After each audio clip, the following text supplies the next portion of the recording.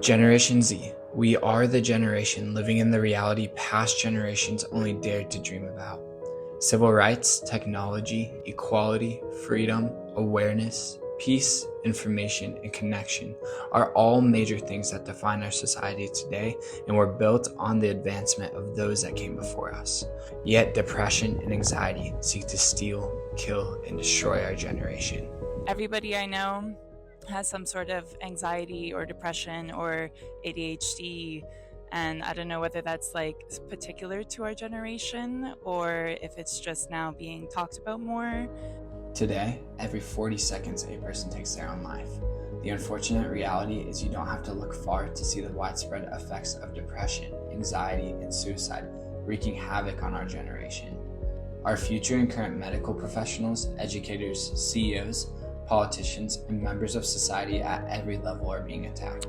I have younger patients that have a lot of problems with their mental health, so I think it's a very big problem. This attack is leading to lack of focus, constant comparison to others, lives filled with anxiety, Not being able to show up to class because you can't get out of bed, or being in class but not being able to focus on anything that's being said. a desire to disassociate from the world, and loss of life. Mental health is played out at every level of our generation. I believe that when we, for hours, are on social media without interacting with real people, we feel detachment from like real human connection. Like phones and our addiction to them is like a big part of our mental health problems.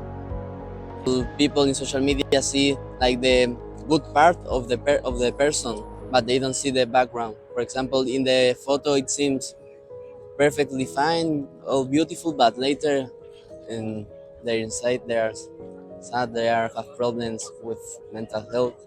Because everything is romanticized, like bad things is romanticized in our generation. Social media gives us connection, but also throws comparison in our face and seeks to take away our sense of reality and identity.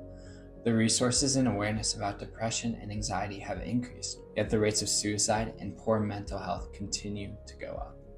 Is there hope for our generation?